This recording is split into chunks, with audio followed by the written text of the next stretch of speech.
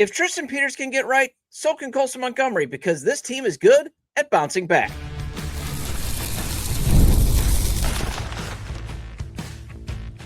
You are Locked On White Sox, your daily Chicago White Sox podcast. Part of the Locked On Podcast Network, your team every day. Hello, I'm your host, Todd Welter. On today's show, I'll get to this week's Wayback Wednesday, where I want to revisit some past trade deadline moves when the White Sox were contending to see where the much-maligned 2026 acquisitions stack up. That comes after discussing the White Sox recalling Jonathan Cannon being the only move they could make to replace the injured Huascar Brazoban. But first, let's talk about Tristan Peters' heater continuing after a terrible slump and how bouncing back is this club's forte, and that is why you can have faith Colson Montgomery can recover from his slump. The strikeouts and the way Colson Montgomery reacts can be frustrating, though, and I can see why that makes him a very polarizing figure. However, to read comments on social media like, Colson is the second coming of Joe Borchard, or he's an automatic out, or this 3-month stretch of struggling at the plate makes him a buster, we got to bench him. Okay, first, Colson has already hit more home runs this season than Joe Borchard ever did in his entire career. Second, a strikeout is being viewed in the same vein as any other out now by front offices, whether you like it or not. Third, the guy is still 24, and he's still not played 200 career games. He's not a finished product. Okay, and benching him, there's no other good alternatives. Plus, he has shown signs throughout these past 3 months that he can bounce back, like with an RBI single yesterday. And he drew a walk and scored, although he did have 2 strikeouts. His problem is sustaining it. Kind of like this team has when it comes to sustaining long stretch of winning. You know, they're a good team, but they're a flawed team. And they're not built to basically be able then to go on those let's bury the Guardians in the standings winning streaks. But another example of a guy that's good but still has flaws is Tristan Peters. And right now, he's good. He's been verified. He's been crowned. Went to the All-Star game. I don't care if it was as a replacement. The league acknowledged he's good. Long-term, we don't know. He still has to prove that based on his profile. But he's an All-Star now, and he went into a terrible funk after coming back from that event. I mean, it was so bad, it was looking like the Cinderella run was over. But he's back to looking like an all-star. And he's hitting for power. I mean, he's homered in 4 straight games. And you got to appreciate players who fight for their career. So that's what you got to hope for. Can Colson fight for his career? And it would be nice if Colson can get through his struggles like Tristan has managed. Although Colson's pains at the plate, I mean, they are going on a few months here. But then again, he represents, like Peters, this team being flawed. And that is why this club's actual best trait outside of its clubhouse chemistry is they bounce back. They bounce back like they did last night after looking awful on Monday. And yes, the winning doesn't look pretty. And it's going to be a slog and a struggle. But they're not trying to make the college football playoffs or the NCAA tournament. Winning is winning. That's how you get into the playoffs. And if you can't handle that, learn to be built for 162 then, as Bez said. As Bez Security of OnTapSportsNet.com said on yesterday's show. But when it comes to Colson's struggles, I don't want to sugarcoat it. He's not been very good lately. I mean, look at the Baseball Savant numbers that he's currently at. He's got a bad WOBA, terrible whiff percentage, terrible K percentage, bad walk percentage. He's not squaring anything up, and he's on track to break the strikeout record. But you still got materials to work with in terms of bat speed, which is in the red, barrel percentage, which is in the red, and he can still play solid defense. But yet you get this idea that Colson should be benched, or he's not the team's long-term shortstop, which for the record, he's not. Billy Carlson or Rock Chalowski, they're going to force him off of shortstop no matter what he's doing at the plate. But when it comes to the problem, this is at least what manager Will Venable thinks is happening to Colson. As you're a power guy that can do a lot of things and understand that the expectations are high, obviously you're not always going to be in that mode, and so it really is about making good swing decisions and getting good swings off in the zone. And sometimes you swing and miss, sometimes you roll him over. He just the timing with him. And he had a really good series in Wrigley, and I've seen him hit some balls hard, just missed the ball foul with the bases loaded the other day, and obviously a big game-tying homer. So I don't think these guys are that far off. They're continuing to work on just contact in the zone, making good swing decisions. The damage is always going to be there. Although, again, the whiff is showing maybe he's not making the most, the best swing decisions. And Colson admitted he's just gotten out of his process, as this is what he's told James Fegan of the Chicago Sun-Times. Quote, if you don't have a plan of what what you want to get, you're going to bleeping go get everything. White Sox shortstop Colson Montgomery said, explaining his recent chasing of pitches out of the strike zone. If you have a plan of what you want, you're probably in and out, and that's what it needs to be for me, because I saw success, saw results, so I got away from my process, Montgomery told the Sun-Times. That leads to chasing results, trying to do too much, trying to get the game, trying to get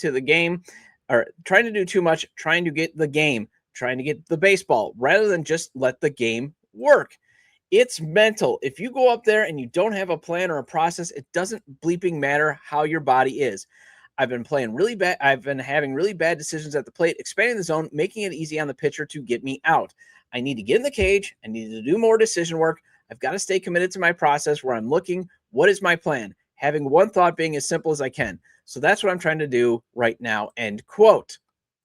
Although, another thing that he's having issues with, it's obviously the four-seamers and the sliders that are giving them the most trouble, and I've got that up for those watching on YouTube from Baseball Savant.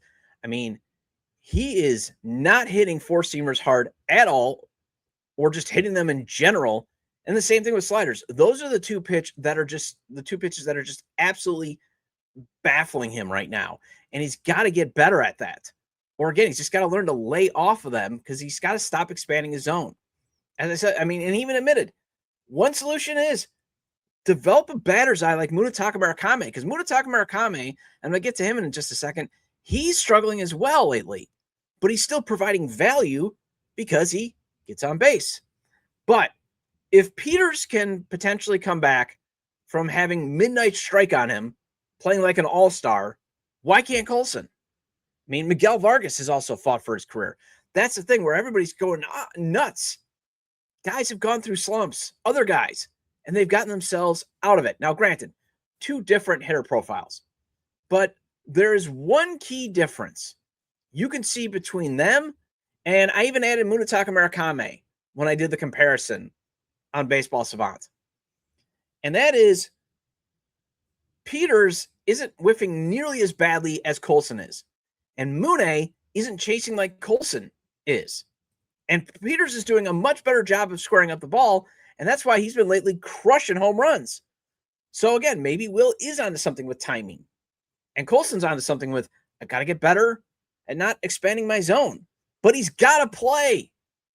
Because the alternatives is Luis Angel Acuna, who is hitting worse in August. Or you got to move Sam Antonacci to second, Chase Maidra to short, who doesn't have nearly the range that Colson does. And that is one area where Colson is still providing value, is defensively. And then it probably means more Brenton Doyle playing. And he had a decent game last night at the plate, but you keep hearing the groans about him just as much as Colson. So the Colson complainers. Well, yes, it has been a few weeks of bad baseball for him. Take into account, this team has a track record of getting guys right this season and a track record of getting themselves right in the standings. It doesn't look pretty, but if you can't handle it, then you know what? Look at yourself in the mirror and see, and just say, how could I be built for 162? Well, Huascar Brazoban is on the 15-day IL with a latch strain, and it means Jonathan Cannon is up. And while not the best option to go with, it was the only option the White Sox have that I want to discuss next.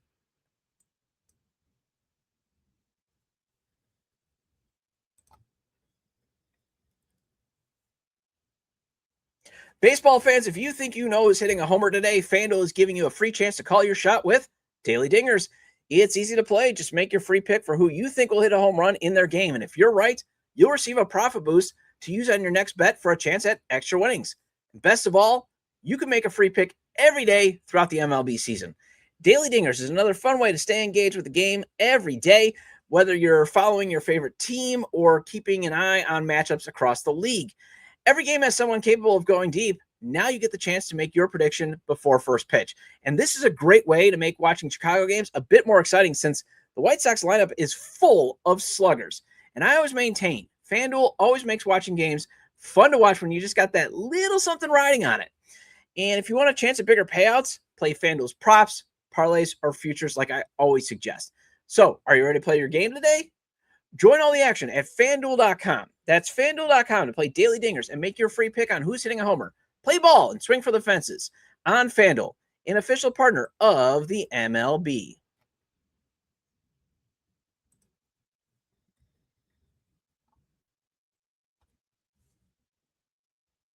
Welcome back to Locked On White Sox. I'm your host, Todd Welter. This is now my third season podcasting here. I've been covering the team well before that, and I've also covered Major League Baseball for outlets such as the Associated Press. And the White Sox, they didn't have much of a choice in calling up Jonathan Cannon when Huascar Brazoban hurt his lat on Monday night.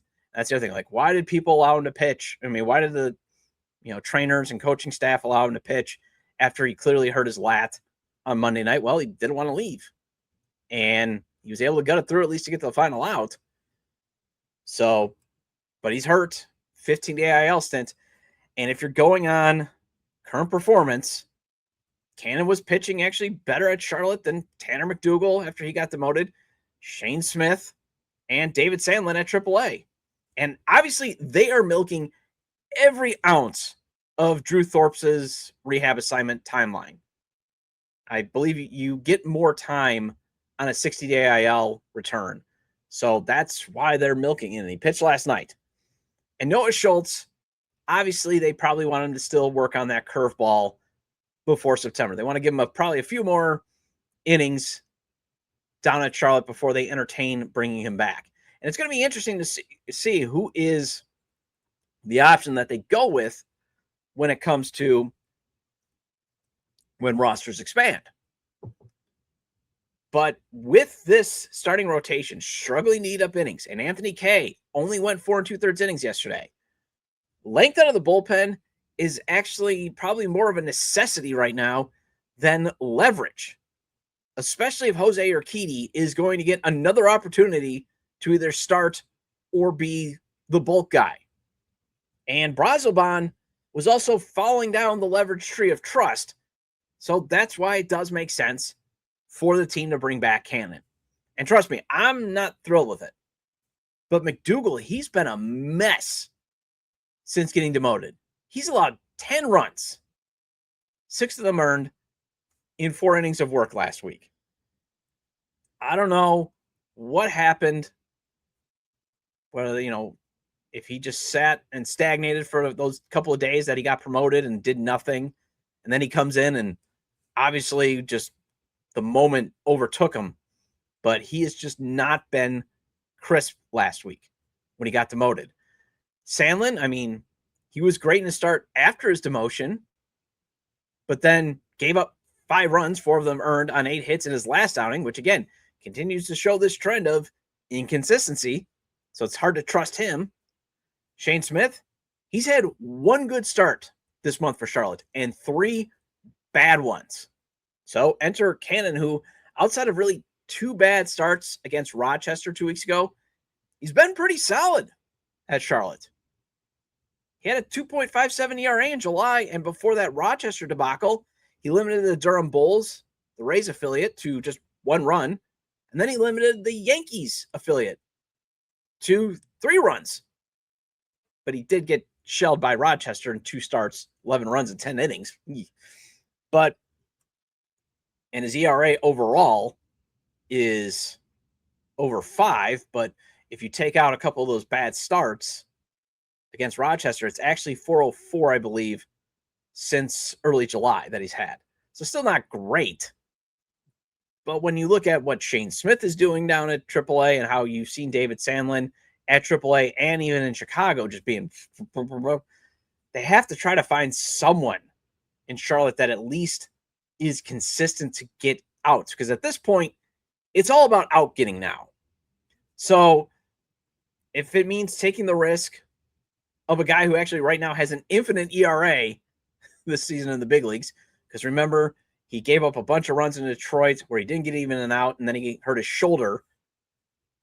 If that's what they got to do to make sure that they can actually save Trevor Richards and Tyler Schweitzer from potentially either, well, Trevor Richards' arm and Tyler Schweitzer from potentially making things even worse, you might as well go with Cannon for now and just pray his improved four-seamer that was actually working in Charlotte can work better at the big league level.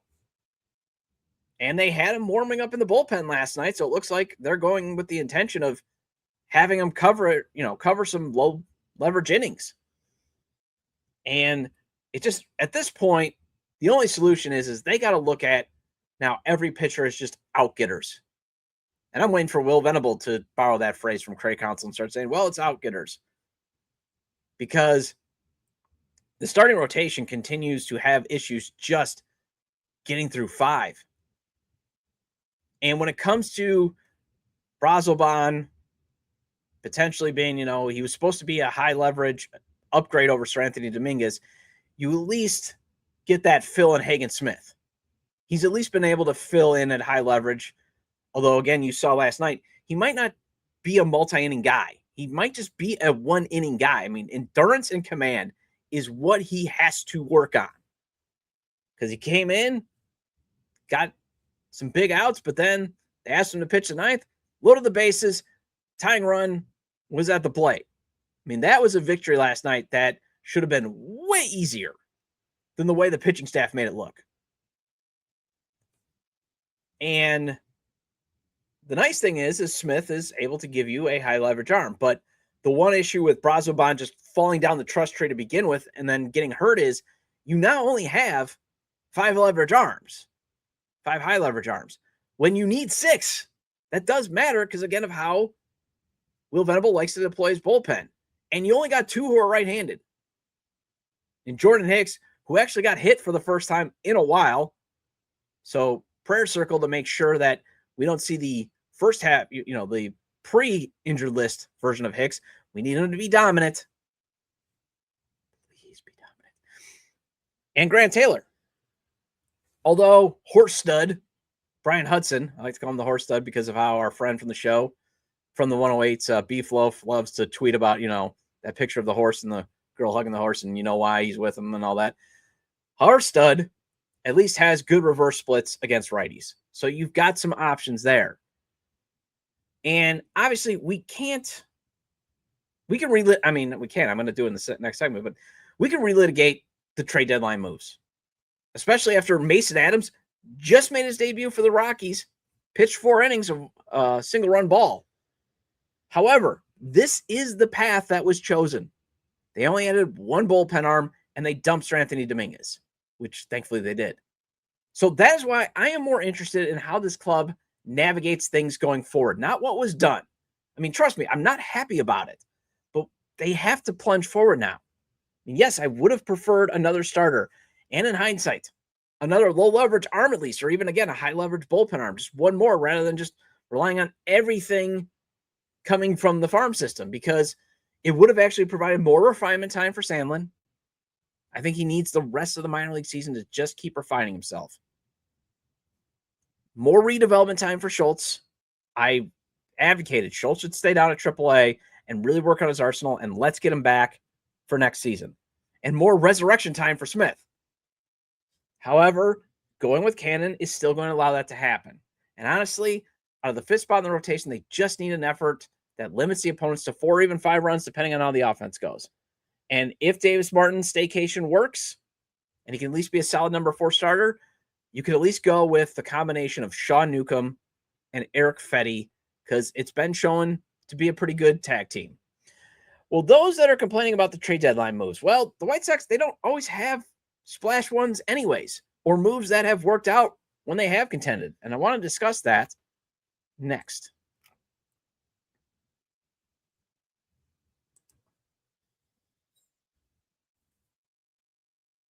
A big thank you to our friends at Amazon for this limited break. This back-to-school season, spend less on your kids with Amazon. We all know how crazy the back-to-school shopping experience can be. It starts with a few items on the list, and then suddenly you're shopping for supplies and clothes and lunch gear and tech and about 10 other things you didn't see coming, and it adds up fast. And when you buy clothes for back to school and then your kid has that growth spurt 2 weeks later, you're right back to where you started. Sometimes it generally feels like my daughter is growing faster than what my budget can keep up with. Or when you start shopping for a few back to school essentials and realize how quickly the list grows.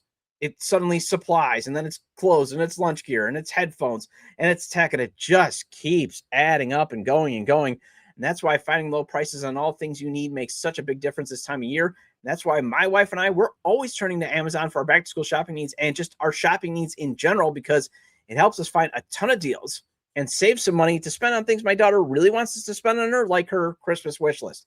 So remember, with Amazon's low back to school prices, just spend less on your kids, because every dollar you don't spend on them is a dollar you haven't spent on them. Shop back to school at Amazon and spend less on your kids.